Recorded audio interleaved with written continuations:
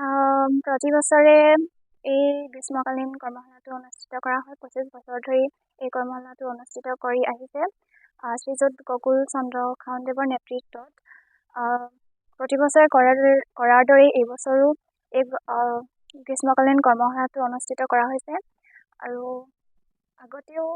আগতে যেনেদৰে মই ইয়াত ক্লাছ 5ৰ পৰা ক্লাছ 10লৈকে ষ্টুডেণ্টবোৰ লোৱা হয়। আগতেও মই এজন ষ্টুডেণ্ট হিচাপে, শিক্ষাৰ্থী হিচাপে ইয়াত পাঠ লৈছিলোঁ। আৰু এতিয়া মই নিজে সমল ব্যক্তি হিচাপে যি জানো ল'ৰা ছোৱালী বা শিক্ষাৰ্থীসকলক মই জ্ঞান দিবলৈ চেষ্টা কৰিছোঁ।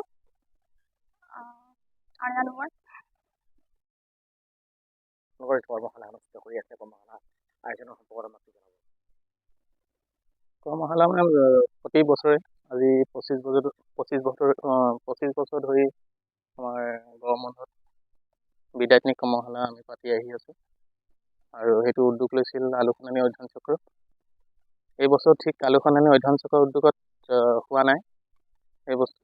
এই বছৰ বিদ্যায়তনিক কৰ্মশালাটো আমাৰ গাঁৱৰ কিছুমান শিক্ষিত যুৱক যুৱতীৰ তত্বাৱধানত আৰু আমাৰ ছাৰৰ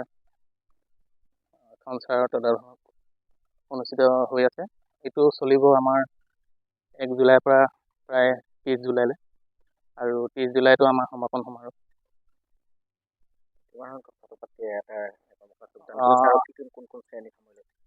এইবাৰ আমি 5ম শ্ৰেণীটো বাদ দি এবাৰ 6, 7, 8 আৰু 9, 10 এই 5টা শ্ৰেণীত। আৰু এবাৰ বৰ দুখৰ কথা, খুব কম সংখ্যক মানে অংশগ্ৰহণকাৰীয়ে অংশগ্ৰহণ কৰিছে। আৰু খুব 20-25 জন এবাৰ ছাত্ৰ ছাত্ৰী আমি পাইছোঁ। কেইজন আপোনাৰ উচ্চ শিক্ষিত ইয়াৰ স্থানীয় যুৱক যুৱতীয়ে এইসকল যিটো প্ৰশিক্ষাৰ্থীক প্ৰশিক্ষণ আগবঢ়াইছে? এইবাৰ আমাৰ 10জন আছে, প্ৰায় BA MA পাছ কৰি তেনেকুৱা, আৰু কিছুমান হাই ছেকেণ্ডেৰীও কৰি আছে। আৰু এইবাৰ কিছুমান আমাৰ হাই ছেকেণ্ডেৰী পাছ কৰি কিছুমান 2-এজনী ব্যক্তিয়ে পাঠ পঢ়াই আছে। আৰু কিছুমান 2-এগৰাকী BA পাছ কৰি MA পাছ কৰিও আমাৰ ইয়াত শিক্ষাদান কৰি আছে। ছাত্ৰ-ছাত্ৰীসকলক শিক্ষাৰ যিটো পোহৰ বিলাবৰ কাৰণে চেষ্টা কৰা হৈছে, কি ক'ব, কেনেকুৱা লাগিছে? হয়, আমাৰো ভাল লাগিছে। আমাৰ জ্ঞানখিনি যে ছাত্ৰ ছাত্ৰীসকলৰ মাজত বিলাই দিব পাৰিছোঁ। আৰু 6ষ্ঠ, 7ম, 8ম, 9ম আৰু 10ম শ্ৰেণী যিহেতু কৰা হৈছে, হয় এবাৰ ছাত্ৰ ছাত্ৰী কম। তথাপিও ঠিক স্কুলত অহাৰ দৰে 10 বজাৰ পৰা আবেলি 2 বজালৈ এই গ্ৰীষ্মকালীন বিদ্যায়তনিক কৰ্মশালাটো আমি কৰিছোঁ। মুঠতে দিনটোত প্ৰায় 5টা মানৰ ক্লাছ হয়। প্ৰায় আটাইকেইটা বিষয় আমি সামৰি লৈছোঁ, যিবোৰ সাধাৰণ বিষয়বোৰ থাকে। আৰু ছাত্ৰ ছাত্ৰীসকলেও ইয়াৰ পৰা যথেষ্টখিনি উপকৃত হৈছে। তেওঁলোকে আহিবলৈ আগ্ৰহটো কৰিছে।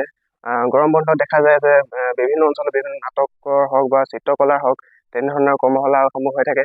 আমাৰ ইয়াত তেনেকুৱা সুবিধা নাই বুলিয়ে ক'ব লাগিব।